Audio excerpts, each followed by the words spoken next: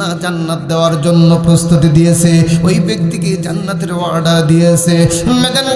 আল্লাহ তাআলা কোরআনের মধ্যে বলছেন, ভাই ইন্নাল্লাহা মা'আস সাবিরিন,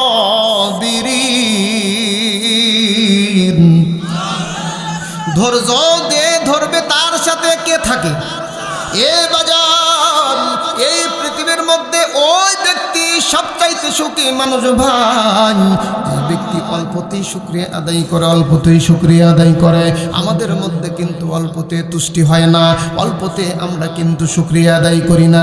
অল্পতে শুকরিয়া না আদায় করার মধ্যে সবচাইতে বেশি হলো মহিলারা। এরা এরা মিথ্যে না, এদিক থেকে ওদিক হলেই কুফরি করবি। কুফরি মানে অস্বীকার করবি।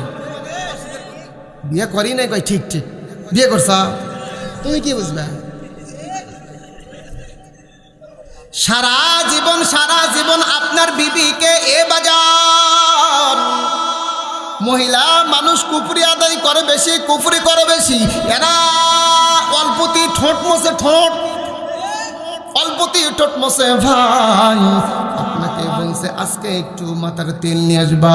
আপনি সংসারের কারণে, চাকরির টেনশনের কারণে, কোনো কাজের ব্যস্ততার কারণে আপনার মনে নাই, আপনি ওই তেলটা নিয়ে আসতে মনে করেন নাই।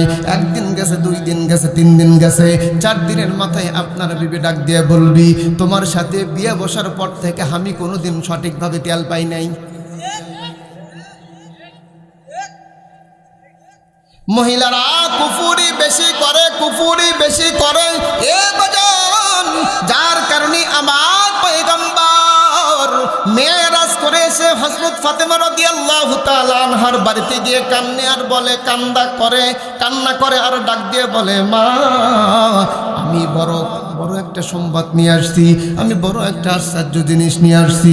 কেমনে তোরে বলবো, আমি বলতে এমন একটা কষ্ট পাচ্ছি।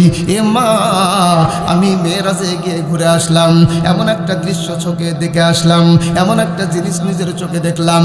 এ ফাতেমা, আমি জান্নাত জাহান্নাম দুইটাই দেখছি, জান্নাতও দেখছি, জাহান্নাম দেখছি।